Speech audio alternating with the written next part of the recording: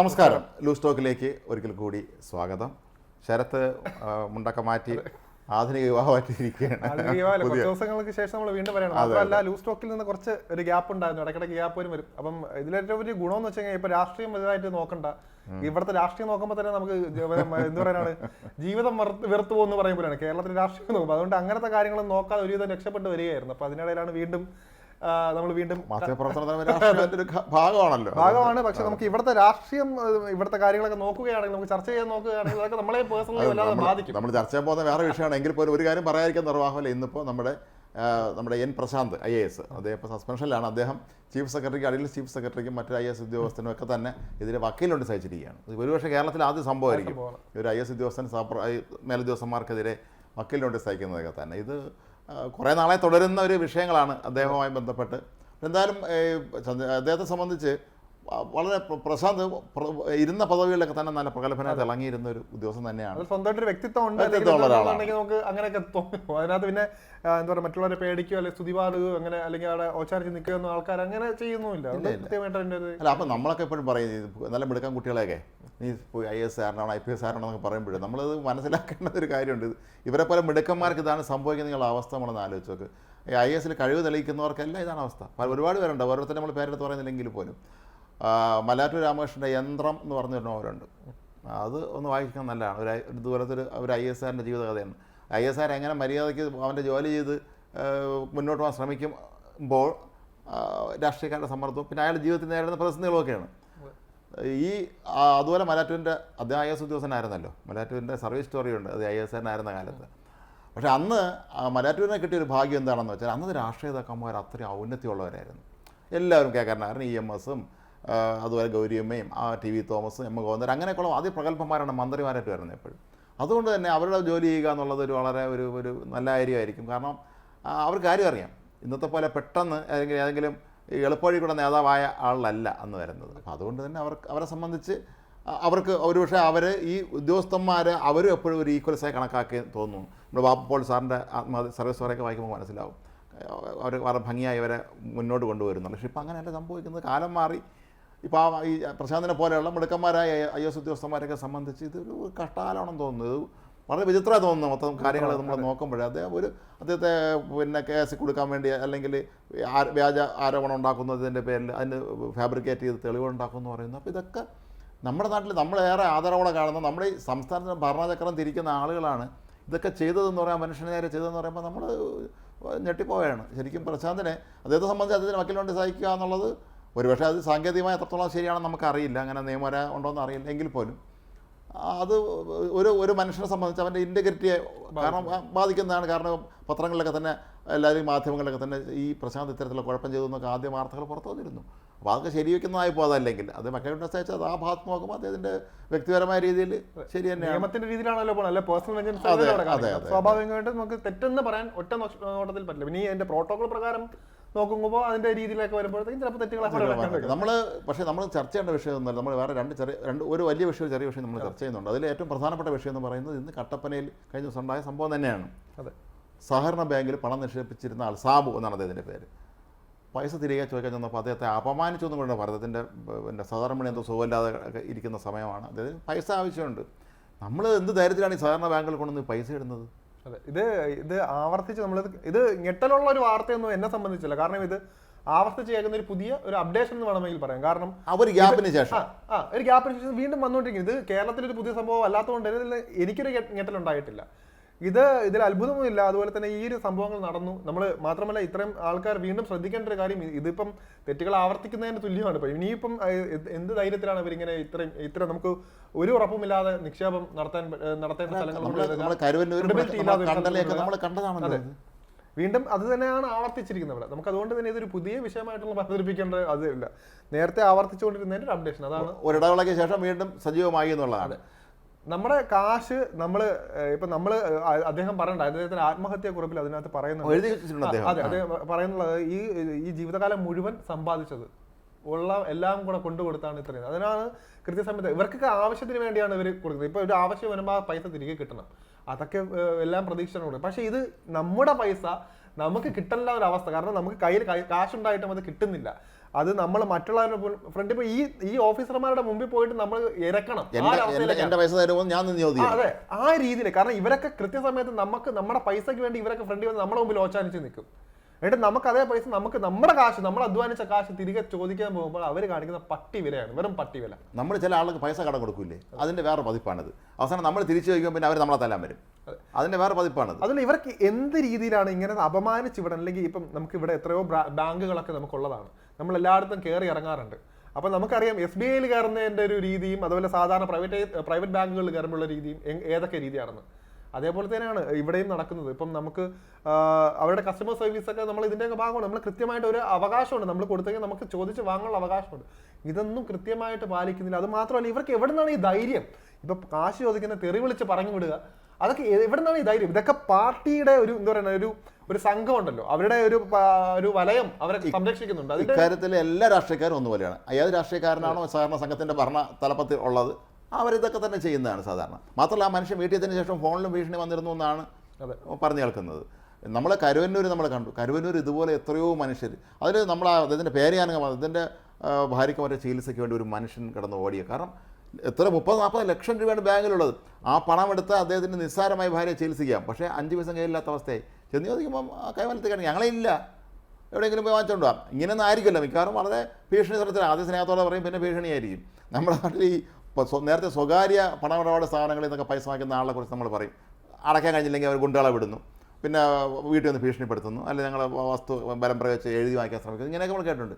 പക്ഷേ നമ്മുടെ നാട്ടിൽ ഈ സഹകരണ പ്രസ്ഥാനം എന്ന് പറയുന്നത് നമ്മുടെ നാട്ടിലെ ഒരുപാട് വലിയ മഹാരഥന്മാരായ ആളുകൾ ഉണ്ടാക്കിയെടുത്ത വലിയൊരു പ്രസ്ഥാനമാണത്. ഇപ്പോൾ ഒരു കണക്കിന് എനിക്ക് തോന്നുന്നു പലിശയ്ക്ക് വരെ സാധാരണക്കാരിൽ നിന്ന് മറ്റേ കൊള്ള പലിശയ്ക്ക് വാങ്ങി ഇതിനെക്കാട്ടി ഭേദമെന്ന് തോന്നുന്നു. ഒന്നുകിൽ ജീവനെങ്കിലും നമുക്ക് സംരക്ഷിക്കാം, അത്രയും രീതിയിലുണ്ട് ഇത്. ഈ രീതിയിൽ പോകുന്നത് കാരണം ഓരോ ദിവസവും ഇപ്പോൾ പേടിയാണ്. കാരണം നമ്മളൊക്കെ സ്വരൂപിച്ച് വെക്കുന്നത്, ഇപ്പം നമ്മളും ജോലി ചെയ്യുന്നുണ്ട്, നാളെ നമ്മുടെ മക്കൾ വളർന്നു വരികയാണ്.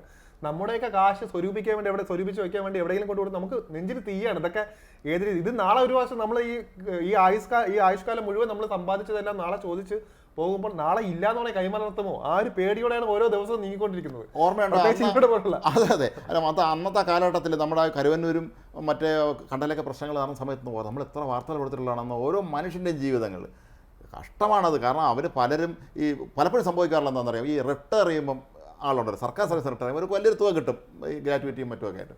അങ്ങനെയുള്ളൊരവസ്ഥയിൽ പെട്ടെന്ന് തന്നെ ഇത് അറിയാമല്ലോ, നാട്ടുമ്പുറത്തൊക്കെ സാധാരണ സംഘങ്ങൾ പരസ്പരം എല്ലാവർക്കും അറിയാമല്ലോ. അപ്പോൾ പെട്ടെന്ന് അവർ സമീപിക്കുമ്പോൾ പറഞ്ഞ ചേട്ടാ നമ്മളെ ബാങ്കിലിട്ട് കിട്ടുന്ന പൈസ കൊണ്ടിടുന്നൊക്കെ പറഞ്ഞ് ഇവർ വളരെ പറഞ്ഞ് പ്രലോഭിപ്പിച്ചാണ് കൊണ്ട് ഇടുന്നത്. ഈ ഒരു മനുഷ്യനെ അയാൾക്ക് റിട്ടയർമെൻറ്റ് ആനുകൂല്യങ്ങളെന്ന് പറയുന്ന അയാളെ ശിഷ്ടജീവിതം, അയാളെ വാർദ്ധക്യ ജീവിതം, അയാൾക്ക് വല്ല അസുഖം വന്നാൽ അല്ലെങ്കിൽ മക്കളെ കെട്ടിച്ചു വിടാനൊക്കെ ഉള്ളതായിരിക്കാം. ആ പൈസ ഇത്രയും പഞ്ചാര വാക്ക് പറഞ്ഞ് വാങ്ങിച്ചുകൊണ്ട് പോയതിന് ശേഷം പിന്നെ പൈസ ചോദിക്കും. ഇതെല്ലാം രാഷ്ട്രീയക്കാർ കൊണ്ടുപോയിരിക്കുകയാണ്. നമ്മൾ നോക്കുമ്പോഴേ ഇതിൽ ഈ പ്രധാനപ്പെട്ട സാധാരണ ബാങ്കുകളിലൊക്കെ തന്നെ തലപ്പത്തിരുന്നവരൊക്കെ അത്യാഡംബര ജീവിതം നയിക്കുകയായിരുന്നു മനസ്സിലാക്കുന്നത്. അവരുടെയൊക്കെ നിക്ഷേപം ഇവിടെ ആയിരിക്കില്ല, അല്ല സ്വിസ് ബാങ്കിലോ അതുപോലെ വലിയ വലിയ സ്ഥലങ്ങൾ. കാരണം ഇതിനകത്ത് വിട്ടുപോകുന്ന സാധാരണ പാവപ്പെട്ടവരാണ്. കാരണം ഇതിനെക്കുറിച്ച് വിവരം ഇപ്പം വ്യക്തമായിട്ടൊരു ധാരണയില്ലാത്തവർ, അതായത് അവരെ പറ്റിക്കാൻ എളുപ്പമാണ്. ഇപ്പം നമുക്കറിയാം, ഇവിടെ ഇപ്പം നമുക്ക് പണം നിക്ഷേപിക്കാനാണെങ്കിൽ ഒരുപാട് കാര്യങ്ങൾ, ഇപ്പം നമുക്ക് തന്നെ ഒരുപാട് കേന്ദ്ര സർക്കാരിൻ്റെ ആയാലും അതുപോലെ തന്നെ ഒരുപാട് നമുക്ക് സ്കീമുകളുണ്ട്, ഒരുപാട് നമുക്ക് പൈസ ഉണ്ടെങ്കിൽ നമുക്ക് നിക്ഷേപിക്കാൻ ഒരുപാട് അവസരങ്ങളുണ്ട്, കുറേ സാധനങ്ങളുണ്ട്. അപ്പോൾ അങ്ങനെ ആ രീതിയിൽ ഇത്രയും വലിയ ഇതിന് നിൽക്കെ സാധാരണക്കാർ, പ്രത്യേകിച്ച് ഗ്രാമപ്രദേശങ്ങളിലുള്ളവരാണ് കൂടുതൽ ഇതിനകത്ത് വഞ്ചിതരാകുന്നത്. അപ്പോൾ അതിന് കാരണം ഇതുപോലെ തന്നെ ഇവരൊക്കെ ആത്മബന്ധം കൊണ്ടായി, ചിലപ്പോൾ അറിയാവുന്നവരായിരിക്കും, അവർ ഈ മധുരവാക്കുകൾ പറഞ്ഞ് പെട്ടെന്ന് വീഴ്ത്തി അങ്ങനെ കാശ് തരും. ഒരു കണക്കിന് അത് കൊള്ളയടിയാണത്. സഹകരണ സംഘങ്ങളിലുള്ള പ്രത്യേകത ഇത് തന്നെയാണ്, വ്യക്തിബന്ധമാണ്. ബാങ്കിൽ ഉദ്യോഗസ്ഥന്മാർ മാറിക്കൊണ്ട് ഇപ്പോൾ SBI ആണ്, കാനറ ബാങ്ക് ആണെങ്കിലും. പക്ഷേ ഇതങ്ങനെയല്ല, ഇത് നമ്മുടെ നാട്ടുകാരാണ്, സ്റ്റാഫ് നമ്മുടെ നാട്ടുകാരായിരിക്കും, അവിടുത്തെ പ്രധാനപ്പെട്ട പ്രസിഡന്റും ഭരണസമിതികളൊക്കെ നമുക്ക് വേണ്ടപ്പെട്ടവരായിരിക്കും. അപ്പോൾ ഇവരൊന്നും നല്ല വാക്ക്. എൻ്റെ അച്ഛനും ഒരു കാലത്ത് നമ്മുടെ നാട്ടിലെ ഉഴവക്കൽ സഹകരണ സംഘത്തിൻ്റെ ഡയറക്ടർ ബോർഡിൽ വളരെ കാലം ഉണ്ടായിരുന്നതാണ്. പക്ഷേ അന്നൊന്നും ഇത്തരം പ്രതിസന്ധികൾ ഒരിക്കലും നേരിട്ടിട്ടില്ല. അവരത് കുഴപ്പമില്ലാതെ കൊണ്ട് അതിപ്പോഴും വളരെ നല്ല, ഇത്രയും പ്രശ്നങ്ങൾ ഉണ്ടായപ്പോഴും കുഴപ്പമില്ലാതെ പോകുന്ന ഒരു സർവീസ് സഹകരണ ബാങ്ക് തന്നെയാണ്. ഇതുപോലെ പലതുമുണ്ട്. പക്ഷേ ഈ കണ്ടല ബാങ്കിൻ്റെ അവസ്ഥ ഒന്ന് ആലോചിച്ചു. അതുപോലെ മാരാമട്ടത്തങ്ങടുത്ത് നേറ്റകര ഭാഗത്ത് ഒരു ബാങ്കിൽ കുറച്ച് ഇഷ്യൂ ഒരുക്കി വന്നിട്ടുണ്ടായിരുന്നു. അപ്പോൾ ഇത് പിന്നീട് ഇതൊരു പരമ്പരയായി മാറുകയായിരുന്നു. മാത്രമല്ല വയനാട്ടിലൊക്കെ ഏതോ കോൺഗ്രസ്സുകാർ ഭരിക്കുന്ന ബാങ്കുകളിലായിരുന്നു ഇതൊക്കെ ചെയ്തത്. അടിസ്ഥാനപരമായി ഇവരെല്ലാവരും ഒറ്റക്കെട്ടായി നിൽക്കും ഇക്കാര്യത്തിൽ. കാരണം ഇത് ഇപ്പുറത്ത് ഭരിക്കുന്ന കോൺഗ്രസ് ആണെങ്കിൽ, അപ്പോൾ ഇവിടെ കണ്ടല ബാങ്കിൽ ഭാസുരാങ്കൻ എന്ന് പറയുന്ന ആൾ നേരത്തെ കോൺഗ്രസ്സുകാരനായിരുന്ന ആളാണ്. അയാൾ പിന്നീട് CPIയിൽ ചേർന്നതാണ്. CPI പോലെയുള്ള ഇത്തരം കാര്യങ്ങളിലൊക്കെ തന്നെ വളരെ ചിട്ട പാലിക്കുന്ന ഒരു പാർട്ടി പോലും ഇവരൊക്കെ മുന്നിൽ പകച്ചു നിന്നു എന്നുള്ളതാണ് നമ്മൾ മനസ്സിലാക്കാൻ കഴിയുന്നത്. ഇത് ഇപ്പോൾ ഈ ആളുകൾക്ക് സംശയം വരുന്നതനുസരിച്ചാണ് അവരെല്ലാവരും ചിലപ്പോൾ നിക്ഷേപം അവർ വിഡ്രോ ചെയ്യാൻ നോക്കുകയായിരിക്കും. ചിലപ്പം അവർക്ക് പേടിയായിരിക്കും ഇത് എത്രത്തോളം നിലനിൽക്കും, അല്ലെങ്കിൽ അവിടെ നിന്ന് അതായിരിക്കും ചിലപ്പോൾ ഈ കുടുംബത്തിന്റെ ആവശ്യം വരും. അതുപോലെ തന്നെ ഇത്തരം വാർത്തകൾ വരുമ്പോൾ സ്വാഭാവികമായിട്ടും അവർ ചിന്തിക്കും ഇനി ഇവിടെ സുരക്ഷിതമല്ല, നമുക്ക് ഇവിടെ നിന്ന് എത്രയും വേഗം പൈസ വലിച്ചില്ല എന്നുണ്ടെങ്കിൽ ഉള്ളതൊക്കെ പോകും, ഉള്ളവന്മാരൊക്കെ കട്ട് മുടിക്കും, അല്ലെങ്കിൽ തിന്നു മുടിക്കും, അല്ലെങ്കിൽ കിട്ടാനും പോകുന്നില്ല എന്ന് പറഞ്ഞാൽ ആ ഒരു ചിന്തയോടെ അവർ സ്വാഭാവികമായിട്ടും ബാങ്കുകളെ സമീപിക്കും. അങ്ങനെ കൂട്ടത്തോടെ വരുമ്പോഴത്തേക്ക് ആ ഒരു ബാങ്ക് തകരും. അതാണ് നടക്കുന്നത്, അതാണ് ഇവിടെ നടക്കുന്നത്. പണ്ട് 80കളിൽ നമ്മുടെ നാട്ടിൽ ബ്ലേഡ് കമ്പനികൾ ഒരുപാടൊന്നും ഉണ്ടായിരുന്നു. ഈ ബ്ലേഡ് കമ്പനി പൊളിയാൻ കാരണം ഏതൊക്കെ ബ്ലേഡ് കമ്പനി ആൾ ചെന്നപ്പോൾ ഇവർ പലത് പൈസ എടുത്ത് വേറെ മേഖലയിൽ മുടക്കും, സിനിമ എടുക്കാൻ കൊടുക്കും, അങ്ങനെ പലതിനും കൊടുക്കും. അന്നത്തെ കാലമൊക്കെയാണ് സിനിമ പൊളിഞ്ഞതാണ്.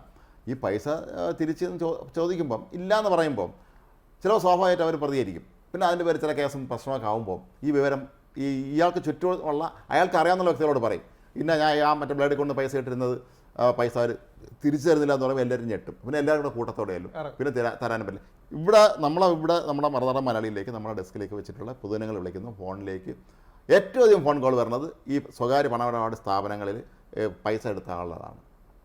അവർ എത്രയോ ഇരട്ടി പലിശയാവുന്നു. അപ്പോൾ ഇത് മനുഷ്യൻ അത്യാവശ്യപ്പെട്ടിരിക്കുമ്പോൾ ചിലപ്പോൾ ഇതൊന്നും അന്വേഷിക്കില്ല അവർ കൃത്യമായിട്ട്. ഈ തരുന്ന യുവമാർ വലിയ ചട്ടമ്പികളാണോ കുഴപ്പക്കാരാണോ എന്നൊന്നും അന്വേഷിക്കില്ല. ഇവർ നേരെ ചെല്ലുന്നു, അത്യാവശ്യം അപ്പോൾ എന്തെങ്കിലും പണയം വയ്ക്കുക, അല്ലെങ്കിൽ ഒരു കടമാക്കി എന്തെങ്കിലും ചെയ്ത് കൊണ്ടുപോയി അവരെ ആവശ്യം അപ്പം നിറവേറ്റുന്നു. പിന്നെ ഇതങ്ങോട്ട് മറ്റേ മീറ്റർ അടിച്ച് കയറും പോലെ കയറാണ് പലിശ. മുതലിനേക്കാൾ വലിയ പലിശയാണ് പലയിടത്തും. മാത്രമല്ല നമ്മളെ എന്താ പറയുക, ഇവിടുത്തെ പ്രൊഫഷണൽ ഗുണ്ടകൾ പോലും നാണിച്ചു പോകുന്ന രീതിയിലാണ് അവരുടെ സമീപനമൊക്കെ ഉണ്ടാകുന്നത്. കാരണം ഇത് തിരിച്ചു മേടിക്കാൻ അല്ലെങ്കിൽ ഏതെങ്കിലും രീതിയിൽ പോകുന്ന ചോദിക്കാൻ പോകാൻ പറ്റില്ല. ഇപ്പൊ ആ രീതിയിലൊക്കെയാണ്. കാരണം ഇവർക്കെല്ലാം പാർട്ടിയുടെ ഒരു വലിയ പവർ, എല്ലാ പാർട്ടിയുടെയും, ഇതിനകത്ത് ഒരു പാർട്ടി എന്നൊന്നും പറയില്ല, എല്ലാ പാർട്ടിയുടെയും വലിയൊരു പവർ തന്നെ അവർക്ക് ആ ഒരു വലയം തന്നെ അറിയാം. അതുകൊണ്ട് തന്നെ അവർ ഏത് രീതിയിൽ ആയത് അറ്റം വരെയും പോകും. അത് നമുക്കൊരു കേസിന് പോയി കഴിഞ്ഞാൽ നമ്മുടെ ചെരുപ്പിന്റെ ഇത് തെയ്യുമെന്നല്ലാണ്ട് ഒന്നും നടക്കില്ല. ഒരു കേസ് വിധിയാ അടുത്ത കോടതി ഇപ്പോൾ നമ്മൾ ആലോചിച്ചോ, നമ്മൾ സുപ്രീം കോടതി കേസിന് പോകണമെങ്കിൽ നമ്മൾ ചിലപ്പോൾ നമുക്ക് നിക്ഷേപം 5 ലക്ഷം രൂപ ആയിരിക്കും. എത്ര ലക്ഷം രൂപ കൊടുക്കാൻ നമ്മൾ ഹൈക്കോടതി പോകണമെങ്കിൽ പോലും എത്ര പൈസയാവും. അപ്പോൾ ഈ ഒരു അവസ്ഥ നിലനിൽക്കുമ്പോൾ ഈ ഇത്തരക്കാരെ നേരിടാൻ ഇവിടെ നിയമ സംവിധാനമൊന്നും ഇല്ലെന്നാണ് നമ്മൾ അന്വേഷിക്കേണ്ടത്. ഇവിടെ സഹകരണ മേഖലയെ ബന്ധപ്പെട്ട് ഒരുപാട് സഹകരണ ഓംബുഡ്സ്മാൻ അങ്ങനെ ഒരുപാട് സ്ഥാപനങ്ങളൊക്കെ ഉണ്ട്, സർക്കാരിൻ്റെ തന്നെ അർദ്ധ നിയമ സംവിധാനങ്ങളൊക്കെ ഉള്ളതൊക്കെ ഉണ്ട്. പക്ഷേ ഇതൊന്നും ആരും അറിയുന്നില്ല, ഇടപെടുന്നില്ല നമ്മൾ ചിന്തിക്കുന്നത്. അവിടെയാണ് എനിക്ക് തോന്നുന്നു ഈ വ്യക്തിബന്ധങ്ങളുടെ ഒരു മുതലാക്കുന്നത് അങ്ങനെയാണ്. കാരണം നേരത്തെ പറഞ്ഞ പോലെ തന്നെ ഈ രാഷ്ട്രീയ പാർട്ടികളുടെ പ്രമുഖരെല്ലാവരും തന്നെ ഈ ബന്ധങ്ങൾ സൂക്ഷിക്കുന്നവരായിരിക്കും. അതുകൊണ്ട് തന്നെ അവർ നേരിട്ടൊരു ഇതിനകത്ത് പോവില്ല. ഇപ്പൊ എന്തെങ്കിലും പറഞ്ഞു മധുരവാക്കുകൾ നേരത്തെ പറഞ്ഞ പോലെ തന്നെ അവരെ പിടിച്ചു നിർത്താൻ നോക്കും, കഴിയുന്നത് അത്രേ. അപ്പൊ എല്ലാവരും പാർട്ടിയുടെ അനുഭവം കാണിക്കുന്നതുകൊണ്ട് തന്നെ അവർക്കൊന്നും പാർട്ടി എതിർക്കുന്നതിന് തുല്യമായി പോകും ചിലപ്പോൾ. അതുകൊണ്ട് തന്നെ അവർക്ക് ധൈര്യം, ഇപ്പം പണത്തേക്കാൾ വലുതാണ് പാർട്ടി എന്ന രീതിയിൽ അവർക്ക് നിലനിൽപ്പാണ് വലുത്. അവരെ സംബന്ധിച്ച് അവർക്ക് ആ നാട്ടിൽ ജീവിച്ചു പോകുന്നെങ്കിൽ അവിടെയുള്ള ഇവരാരും പിണക്കാൻ പറ്റില്ല. അപ്പൊ ആ രീതിയിലൊക്കെ ഒരു ഗതികേടിലേക്കാണ് അവരെ കുറ്റം പറയാനും പറ്റില്ല. അവർ വല്ലാത്തൊരു ലൂപ്പിലാണ് അവർ പെട്ടുപോയിരിക്കുന്നത്. അത് മറ്റൊരു വശം. ആ രീതിയിലൊക്കെയാണ് കാര്യം. മാത്രമല്ല ഈ മനുഷ്യൻ ഇന്നിപ്പോൾ ആത്മഹത്യ ചെയ്ത ഈ മനുഷ്യൻ താരമേന ചെറുപ്പക്കാരാണ് അദ്ദേഹം. അതുപോലെ പ്രായമുള്ള ആൾ എത്രയോ വർഷം ജീവിച്ചിരിക്കണം. ആത്മഹത്യ ഒരിക്കലും ഒന്നിനൊരു പരിഹാരമല്ല എന്നുള്ള കാര്യം നമ്മൾ ആദ്യം പറയുകയാണ്. എങ്കിൽ പോലും നമ്മളെ മനുഷ്യൻ്റെ മനസ്സാണ് ശരത്തെ നമുക്കറിയാൻ പറ്റില്ല. കാരണം നമ്മളൊരാളോട് മോശമായി പെരുമാറുമ്പോൾ എന്താണ് സംഭവിക്കുന്നത്. ഇപ്പോൾ നമ്മൾ നവീൻ ബാബുവിൻ്റെ കാര്യം തന്നെ എടുക്കാം. അത് കൊലപാതകമാണ് ആത്മഹത്യയാണോ രണ്ടാമത്തെ കാര്യം. പക്ഷേ എങ്കിൽ പോലും ഒരു മനുഷ്യനെ പരസ്യമായിട്ട് നമ്മൾ അപമാനിക്കുക, ഈ പറഞ്ഞ ചീത്ത വിളിക്കുക എന്ന് പറയുമ്പോൾ കാശിന്റെ തന്നെയാണ് ഇതൊക്കെ വലിയ പ്രശ്നമാണ്. നമുക്കറിയാം അത്രയും ഒന്നീ മനസ്സ് കലങ്ങിയിട്ടായിരിക്കും അങ്ങനെ ഒരു ചിന്തയിലേക്ക് എത്തുന്നത്. ഒരാളിപ്പോൾ ഒരു ആത്മഹത്യ തിരഞ്ഞെടുക്കുകയാണെങ്കിൽ അത് ഒരുപാട് സാഹചര്യങ്ങൾ, അയാളെ കൊണ്ടുപോയ സാഹചര്യങ്ങൾ അത്രയും നമ്മൾ വിചാരിക്കുന്നതിൽ അപ്പുറമായിരിക്കും ആ ഒരു ചിന്തയിലേക്ക് എത്തിച്ചത്. അപ്പൊ അതുകൊണ്ട് ചിലപ്പോൾ ധനനഷ്ടത്തിനേക്കാൾ ഉപരി ചിലപ്പോൾ ആ ബാങ്കിൽ പബ്ലിക്കായിട്ട് ചിലപ്പോൾ പെരുമാറ്റം, അല്ലെങ്കിൽ അവരോട് പറഞ്ഞത് ചിലപ്പം നമ്മൾ കേൾക്കാൻ പാടില്ലാത്ത രീതിയിലൊക്കെ ആയിരിക്കും അവർ പറഞ്ഞത്. അങ്ങനെ വൈകാരികമായിട്ട് അവരെ ടോർച്ചർ ചെയ്തായിരിക്കും ഈ നിലയിലേക്ക് എത്തിച്ച. ഒരു കണക്കിന് ഇതെല്ലാം കുറ്റവാളികളാണ്, ഇവരെയൊക്കെ പിടിച്ച് അകത്തിടണമെന്നാണ് പറഞ്ഞത്. പക്ഷേ നിയമ സംവിധാനത്തിൽ നിന്ന് നമുക്ക് പറയാൻ പറ്റില്ല. പലപ്പോഴും ഇതിൽ ഇങ്ങനെ പെട്ടുപോയി ആത്മഹത്യയിലേക്ക് തന്നെ പോകുന്ന ആളുകൾ നമുക്കറിയാം. ഒരുപക്ഷെ വീട്ടുകാർക്കാർക്കെങ്കിലും ഗുരുതരമായ അസുഖം ബാധിച്ചവരായിരിക്കാം. ചികിത്സയ്ക്ക് പണം വേണ്ട, അത് വേണം. അതുപോലെ വിവാഹം, പലരും മകളുടെ വിവാഹം പോലെയുള്ളതിനൊക്കെ പൈസ നിക്ഷേപിച്ചിട്ടുള്ളവരായിരുന്നില്ല എത്ര ആത്മഹത്യ നടന്നത് നമ്മുടെ നാട്ടിൽ. എന്നിട്ടും ഇതിലൊന്നും യാതൊരു കുറവുമില്ല. നമ്മളതൊക്കെ മറക്കും കേട്ടോ, അതാണ് സത്യം. നമ്മൾ മറന്നു പോകും. നമ്മൾ ഇത് ചർച്ച ചെയ്യുമായിരിക്കും, 2 സമയം പിന്നെ അതിനകത്ത് ഓർക്കില്ല. ആ മനുഷ്യൻ്റെ വീട്ടുകാരുടെ കാര്യം ഒന്ന് ആലോചിച്ച് നോക്ക്. അയാളുടെ കുടുംബം, ആ വീട്ടുകാർക്ക് സുഖമില്ലെങ്കിൽ ഒരു ചികിത്സയ്ക്ക് വേണ്ടി ആയിരിക്കും ചിലപ്പോൾ അയാൾ അത്യാവശ്യമായിട്ട് പൈസ തിരിച്ചു ചോദിക്കാൻ ചോദിക്കാൻ ചെന്നാൽ എൻ്റെ ചീത്തയും കൂടെ വിളിച്ച് അയാളെ ഫോണിൽ ഭീഷണിപ്പെടുത്തുന്നൊക്കെ പറയുന്നുണ്ട്. ചിലപ്പോൾ സത്യമായിരിക്കാം. മനുഷ്യൻ ഈ അത്യാവശ്യം വന്നാലേ പിന്നെ അവന് സമനില പാലിക്കാൻ കഴിയില്ല പലപ്പോഴും. ഇത് പ്രത്യേകിച്ച് പറഞ്ഞ പോലെ മോളെ കല്യാണം, അതല്ലെങ്കിൽ എന്തൊരു വീട്ടുകാർക്ക് രോഗമൊക്കെ ആണെങ്കിൽ ആശുപത്രിയിൽ പൈസ കൊടുക്കണ്ടേ. നാളെ സ്കാനിങ് അതുകൊണ്ട് 1000 രൂപ എന്ന് പറഞ്ഞാൽ നമ്മൾ കൊടുത്തേ പറ്റൂ സ്വകാര്യ പോകുമ്പോൾ. നമ്മൾ നേരത്തെ പറഞ്ഞ പോലെ തന്നെ അവസാന വഴി മുട്ടുമ്പോഴായിരിക്കും ഈ ഒരു ചിന്തയിലേക്ക് വരുന്നത്. കാരണം നമുക്കൊരു ആവശ്യത്തിന് വേണ്ടിയാണ് പണം സ്വരൂപിക്കുന്നത്. അപ്പൊ ആവശ്യത്തിന് ഉപകാരപ്പെട്ടില്ലെങ്കിൽ അത് ചിലപ്പം അവരുടെ ജീവിതം തന്നെ മാറ്റിമറിക്കുന്ന ഒരു ഇതായിരിക്കും. ചിലപ്പോൾ വലിയ സ്വപ്നമായിരിക്കും. നേരത്തെ പറഞ്ഞ പോലെ തന്നെ ഒരു രോഗം വന്നു കഴിഞ്ഞാൽ ചിലപ്പോൾ അത് ആ കാശ് കിട്ടിയില്ലെങ്കിൽ ചിലപ്പോൾ സർവൈവ് ചെയ്യാൻ പറ്റില്ല ആ ജീവന്. ഒരു കല്യാണത്തിനാണെങ്കിൽ ശരി, ആ കല്യാണം മുടങ്ങിയാൽ ചിലപ്പോൾ ഇനി ഒരു കല്യാണ ആലോചന, ഇപ്പോൾ ഒരു കല്യാണം രണ്ടുപേരും തമ്മിൽ ഒന്നിക്കുന്നതിന് വലിയൊരു കാര്യമാണ് ഇപ്പോഴത്തെ കാലത്തെ സംബന്ധിച്ച്. അതുകൊണ്ട് തന്നെ ഇതൊക്കെ പോകുമ്പോൾ സ്വാഭാവികമായിട്ട് അടുത്ത ചിന്ത, ഇനി ഇതൊന്നും നടക്കില്ല, ഞാൻ തോറ്റുപോയി, ആ ഒരു ചിന്തയായിരിക്കും അവർ എത്തിക്കുന്നത്. അതുകൊണ്ട് പറയാം, ഈ ആത്മഹത്യയിലേക്ക് എത്തിക്കുന്ന ഘടകങ്ങൾ ഇപ്പം പെട്ടെന്ന് മനുഷ്യന്മാർ പെട്ടെന്ന് ഇപ്പം എനിക്കൊന്ന് കുറച്ചുകൂടെ ഡിപ്രഷനിലേക്ക് പെട്ടെന്ന് ഇപ്പം നവീൻ ബാബുവിന്റെ കേസായിരുന്നു, അതുപോലെ തന്നെയാണ് ഇത്. മാത്രമല്ല ഇതിൽ ഏറ്റവും കൂടുതൽ എന്നെ ആശ്ചര്യപ്പെടുത്തിയൊരു കാര്യം, എല്ലാ പത്രമാധ്യമങ്ങളും ഇതും കട്ടുകളും ഞാൻ കണ്ടായിരുന്നു. അപ്പം അതിനകത്ത് ദേശാഭിമാനിയിലൊരു പരസ്യം, അതായത് കട്ടപ്പനയിൽ മരിച്ച നിലയിൽ, യുവാവ് മരിച്ച നിലയിൽ, ബാങ്കിന് മുന്നിൽ മരിച്ച നിലയിൽ ഒരാൾ, ആ രീതിയിലേക്ക് എന്തൊരു ഇതാണെന്ന് മനസ്സിലാക്കുക. അവരുടെ ഇത് ന്യായീകരിക്കലിന്റെ അല്ല, ഒരാൾ നോക്കിയത് ആത്മഹത്യ എന്ന് പോലീസ് പോലും സംബന്ധിച്ച ഒരു കാര്യം, പോലീസിന് പ്രാഥമിക റിപ്പോർട്ട് നൽകിയിരുന്നത് ഈ ഒരു പത്രമാധ്യമങ്ങൾ എന്തൊക്കെ, കാരണം ഇവിടെ തന്നെ പാർട്ടിയുടെ ഒരു അജണ്ട എന്താണെന്ന് അവർ പറഞ്ഞു കഴിഞ്ഞു. അതിലൂടെ ആ പത്രമാധ്യമങ്ങൾ പറഞ്ഞു കഴിഞ്ഞു. അതിനകത്ത് അവരെല്ലാം സംരക്ഷിച്ചിട്ട് മരിച്ച നിലയിൽ, അത് വെറുതെ ഒരാൾ പോയി കെട്ടി തൂങ്ങിയിരിക്കുന്നതായാലും മരിച്ച നിലയിലാവുമോ?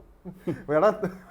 ഇതൊക്കെയാണ് നമ്മളെ ഞെട്ടിക്കുന്ന ഓരോരോ കാര്യങ്ങൾ. ഇത് വിഷമമുള്ളൊരു കാര്യമാണ്. കാരണം ഇതിനകത്ത് തന്നെ നമുക്ക് മനസ്സിലാവും സൊസൈറ്റി വേർതിരിച്ചിരിക്കുന്ന ഒരു എന്താ പറയുക, പാർട്ടിയിലെ ഒരു സംരക്ഷിക്കുന്ന ഒരു വിഭാഗത്തെയും സാധാരണക്കാരൻ്റെ ഒരു വിഭാഗം, രണ്ട് തട്ടിലാണ് ഇപ്പോൾ ഇരിക്കുന്നത്. ആ രീതിയിൽ ചിന്തിക്കുമ്പോൾ നമ്മൾ എത്രത്തോളം മനുഷ്യരോട് ഇത്രയും അപമര്യാദ പെരുമാറെന്ന് പറയുമ്പോൾ നമുക്ക് ഊഹിക്കാമല്ലോ. ഇതൊരു മനുഷ്യത്വമില്ലായ്മയാണ് ഇവർ കാണിക്കുന്നത്. പലപ്പോഴും നമ്മുടെ നാട്ടിലെ എത്രയോ ഇപ്പം തച്ചടി പ്രഭാകരൻ അങ്ങനെയൊക്കെയുള്ള വളരെ പ്രഗത്ഭരായ ഒരുപാട് ആളുകൾ നമ്മുടെ കേരളത്തിലെ സഹകരണ മേഖലയുടെ വളർച്ചയ്ക്ക് ഒരുപാട് പ്രവർത്തിച്ചവരാണ്. എത്രയോ പേരുണ്ട്. നമ്മൾ വാഗ്ഭടാനന്ദ ഗുരു എന്നൊക്കെ പറയില്ലേ, മറ്റേ ഊരാളങ്കലിൻ്റെയൊക്കെ സ്ഥാപനം. അപ്പോൾ അങ്ങനെ ഒരുപാട് മഹത്തുക്കൾ ചേർന്ന് ഒരു അടിസ്ഥാനമിട്ട ഒരു മഹാപ്രസ്ഥാന സഹകരണം. പക്ഷേ ഇന്ത്യയിൽ ഏറ്റവും അധികം വിജയകരമായ രീതിയിൽ ഒരു കാലത്ത് മുന്നോട്ട് കൊണ്ടുവയ്ക്കുന്ന സഹകരണ പ്രസ്ഥാനം ഗുജറാത്തിൽ ഇപ്പോഴും ശക്തമാണത്, അമുൽ ഒക്കെ ഉണ്ടല്ലോ. പക്ഷേ അത് കേരളത്തിൽ ക്രമേണ അത് ഇല്ലാതായിക്കൊണ്ടിരിക്കുകയാണെന്നൊരു സംശയമുണ്ട്. ഇക്കണക്കിന് പോവുകയാണെങ്കിൽ. കാരണം നമ്മുടെ ആൾ വിശ്വസിച്ചുകൊണ്ടെന്ന് പൈസ ഇടുക എന്നുള്ള സഹകരണ സംഘം, നമുക്ക് ആ ഒരു നമുക്കൊരു ഈ മറ്റൊരു ബാങ്കിനേക്കാളും കുറച്ചുകൂടി ഈ സഹകരണ സംഘങ്ങൾ അവിടെ ജീവനക്കാരല്ല, നമ്മുടെ പരിചയക്കാരല്ല, നമുക്ക് അങ്ങനെ നമുക്ക് ഇതെൻ്റെ സ്വന്തമാണ് എന്നുള്ള ഒരു ധാരണ പലപ്പോഴും മനുഷ്യരിലേക്ക് വരും. ആ ഒരു ധാരണയുണ്ടല്ലോ, അത് ഇല്ലാതാക്കാൻ മാത്രമേ ഇതൊക്കെ സഹായിക്കുള്ളൂ. മാത്രമല്ല ഇത് വഴിവെക്കുന്നത് മറ്റുള്ള സ്വകാര്യ ബാങ്കുകൾ, നമ്മൾ ഇപ്പോഴും പറയുന്നത്, നമ്മൾ കുറേയൊക്കെ നല്ല സൗകര്യങ്ങൾ നമുക്ക് തരുന്നുവെങ്കിൽ പോലും അവരുടെ കുറേ ഹിഡൻ അജൻഡാസ് ഉണ്ട്. അവരുടെ പല കാര്യങ്ങളും നമ്മൾ നിവർത്തി, ഇപ്പം നമുക്ക് പല കാര്യങ്ങളും അതിനകത്ത് അറിയാൻ പറ്റില്ല. ഇപ്പോൾ ഒരു ലോൺ തരുന്നു ഇത്രയും രൂപയ്ക്കകത്ത്, ഇതിനകത്ത് കുറേ ഹിഡൻ ഇതുണ്ട്, ടാക്സ് ആൻഡ് മറ്റേ ഇതുപോലെ ടേംസ് ആൻഡ് കണ്ടീഷൻസ് കുറേ ഉണ്ട്. നമ്മൾ ചിലപ്പോൾ അത് കണ്ടു നമ്മളിതൊന്നും വായിക്കാൻ പോകില്ല.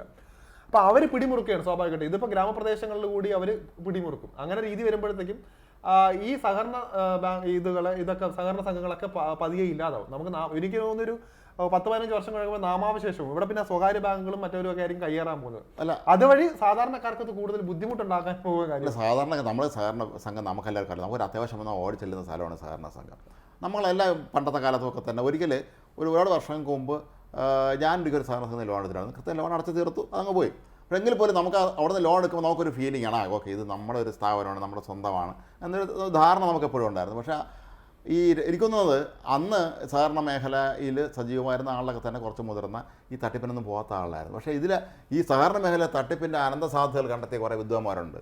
അവർ തന്നെയാണ് കരുവന്നൂരിലും കണ്ടലയിലും ഒക്കെ സംഭവിച്ചത്. ആ കണ്ടലയിലെ ഭാസുരാങ്കൻ ഇപ്പോഴും ജയിലിൽ നിന്ന് പുറത്തിറങ്ങിയിട്ടില്ലെന്ന് തോന്നുന്നു, ജാമ്യം കിട്ടില്ലെന്ന് തോന്നുന്നു. അപ്പോൾ ഇത് നമ്മൾ ആലോചിച്ച് നോക്കണം, ഇവരൊക്കെ ഇത്രയും ചെയ്ത് നമ്മുടെ നാട്ടിലിങ്ങനെ വിലസി നടക്കുമ്പോഴും ഭാസുരാങ്കൻ മിൽമേര ഡയറക്ടർ ബോർഡ് മെമ്പറോ അഡ്മിനിസ്ട്രേറ്റർ അങ്ങാണ്ട് കൂടെ ആയിരുന്നു അവിടെ ഭരണസമിതിക്ക് പ്രശ്നം വന്നപ്പോൾ. അപ്പോൾ ഈ CPI പോലുള്ള പാർട്ടികളൊക്കെ തന്നെ ഇത്തരം ആളുകളെ പ്രോത്സാഹിപ്പിക്കുക എന്ന് പറയുമ്പോഴേ നമുക്കത് കാര്യമാണ്. അവരെ സംബന്ധിച്ച് ഇതൊക്കെ ഈ ഓരോ കേസുകൾ അവരെ സംബന്ധിച്ച് സർട്ടിഫിക്കറ്റ് ആണെന്ന് ഞാൻ പറയുള്ളൂ. കാരണം ഇപ്പം തന്നെ നമുക്കറിയാം, ഇപ്പം കുറ്റാരോപിതരായ ഇപ്പം കേസ് നടക്കുന്ന പലരും ഇപ്പം നമുക്കറിയാം സ്ഥാനമാനങ്ങളിൽ ഇപ്പോൾ ആരൊക്കെയാണ്, പ്രത്യേകം പേര് പറയാനില്ല. അതെ അതെ. അതുകൊണ്ട് തന്നെ ഈ വാസന അങ്ങനെ ഇറങ്ങിയാൽ പോലും നാളെ നല്ലൊരു സ്ഥാനം ഇതൊരു മെറിറ്റ് ആയിട്ട് കാണുന്നത് അവർ. അതുകൊണ്ട് തന്നെ ഇതൊരു കുറ്റമല്ലല്ലോ. അതാണല്ലോ ഇതുമായി ബന്ധപ്പെട്ട് നമ്മൾ ഒരു കാര്യം കൂടെ ഒന്ന് പറഞ്ഞിട്ടുണ്ടെന്ന് അവസാനിപ്പിക്കാൻ. അറിഞ്ഞാണല്ലോ നമ്മുടെ നാട്ടിലെ ഹൈക്കോടതി നിർദ്ദേശം അനുസരിച്ച് നമ്മുടെ നാട്ടിൽ ആവശ്യമില്ലാതെ ഈ ബോർഡും മറ്റേ തോരണമോ കെട്ടിയവർക്കുള്ള പിഴ ശിക്ഷ വെച്ചിട്ടുണ്ടായിരുന്നു.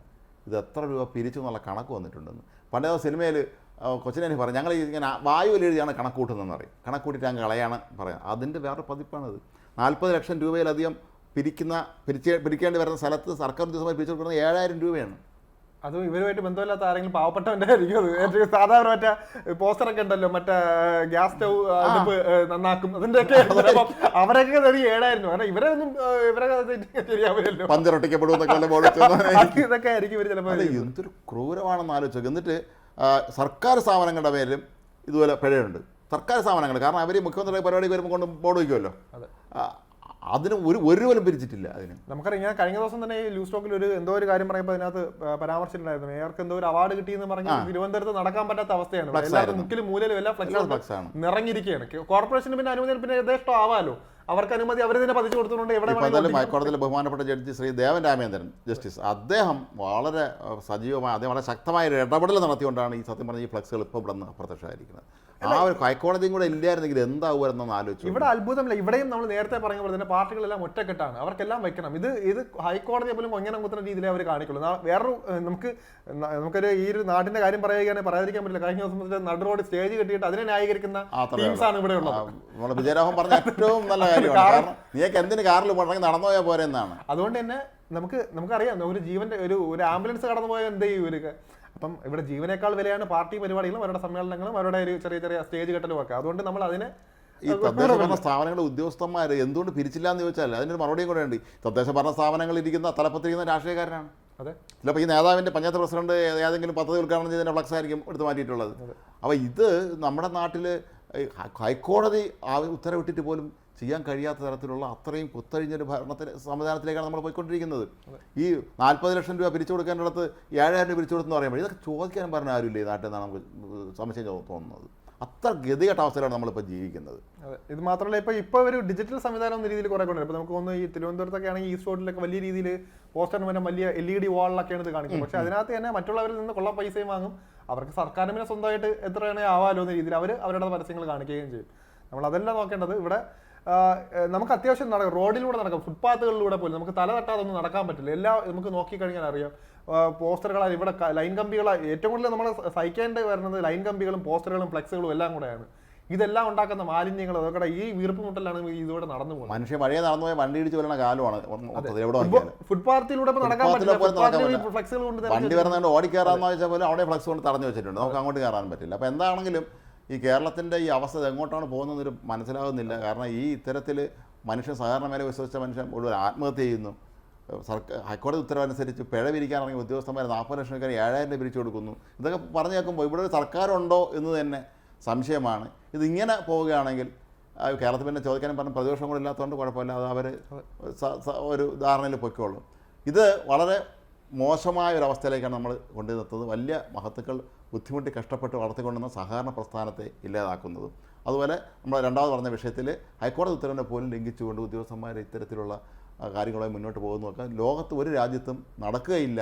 പിന്നെ ഇവിടെ ഇതൊക്കെ ഒരു സ്ഥിരം പരിപാടി ആയതുകൊണ്ട് ചോദിക്കാനും പറഞ്ഞു ആരുമില്ല.